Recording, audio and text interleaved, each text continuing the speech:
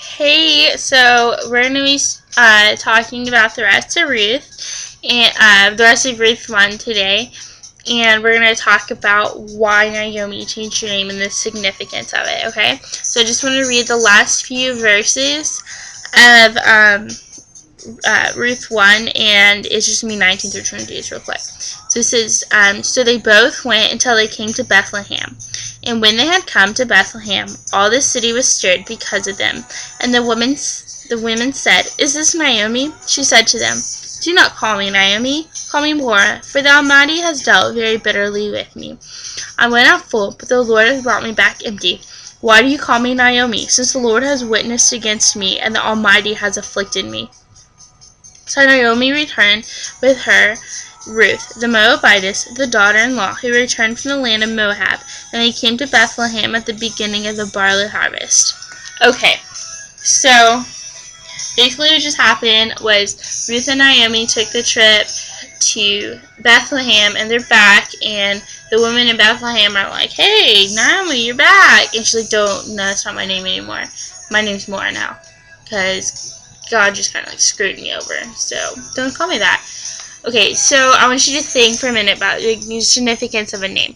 Like, your name means so much. Like, my name, it means protector of the foot soldier.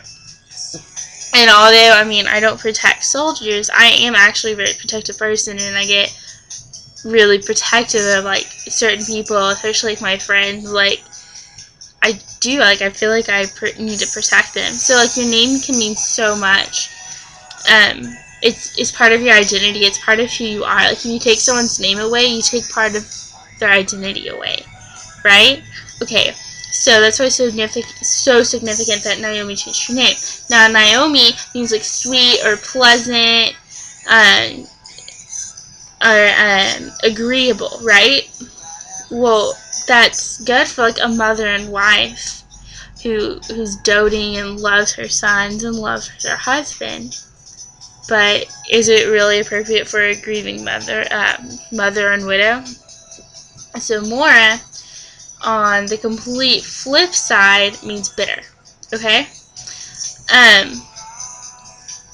But it also carries the connotation of strength. So just hold on to that for a minute, okay? So Mora, Naomi, is bitter because she had to bury her sons and her husband. Like, they died. And she felt like God, like, did that to her, and, like, that she was being punished, okay? But strength comes in, right? Okay, because she kept her faith through that. That takes strength. That's number one. She did bury them. She didn't just refuse to think about the problem. So that's another strength. And she made it all the way back to Bethlehem as a woman with her and her daughter-in-law. Right? So those are points of strength. So this name, Mora, is perfect for Naomi because she had to have strength to get through all this, but she's still bitter, right? In which I don't think any of us could just not be bitter after what she'd gone through. No one should have to bury their child, especially not two children. And no one, right after you bury your husband, that's just not. I think we would all be bitter towards, if not God, just towards life in general, or just upset. And that's human, and that happens, you know? So Naomi is saying, like, she went out full, like, she left full. She left with her husband and the promise of his family, and when she came back, she was empty. Her family had died. She only had Ruth left, who was a tenuous relationship. Ruth could have left at any point, and Naomi knew that. So, Naomi's strength should be inspiring. It should be talked about, and she should be more, we should be more upfront about, like, the strength that Naomi had.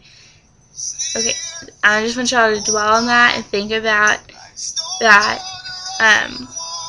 and how Naomi really is also a hero of faith, because she kept her faith through all of that, and that'd be difficult for a lot of us to do. So just be dwelling on that this week.